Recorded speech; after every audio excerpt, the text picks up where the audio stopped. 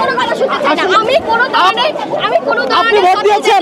Vote দিয়েছেন? আমি আমার ভোট সরকারে দিয়েছি, কিন্তু দুপুর থেকে এই ধরনের বিশৃঙ্খলার জন্য আমরা ব্যবস্থা করছি। এদিকে আসেন, আপনি আমার সাথে আসেন। দেখি ভাই,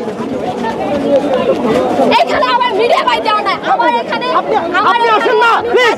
আপনি হিসেবে আমি যেটা আমার অধিকার মনে হয়েছে আমি সেটাই বলছি।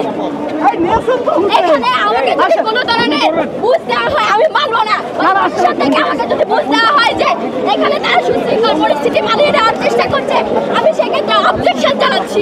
ভালো দাবিতে আছে। হল কেন্দ্রে পুরুষদের সমাগম বেশি, ভোটাররা সুশৃঙ্খলভাবে ভোট দিতে পারছে না, তাদেরকে হেনস্থা করা হচ্ছে,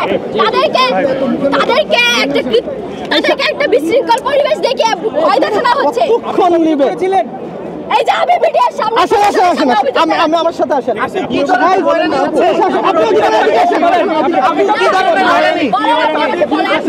কি ধরনের যে কোনো কথা বলতে আমি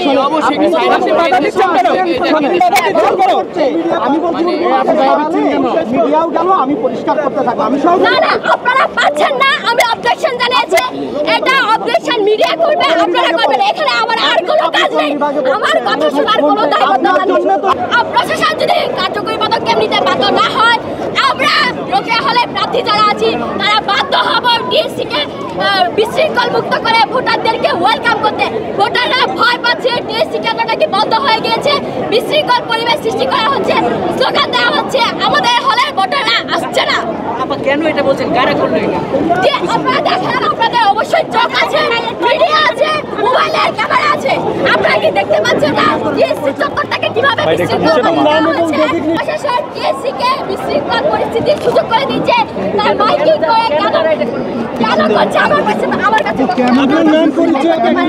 আমরা চাই সুশৃঙ্খলভাবে সবাই যেন দায়িত্ব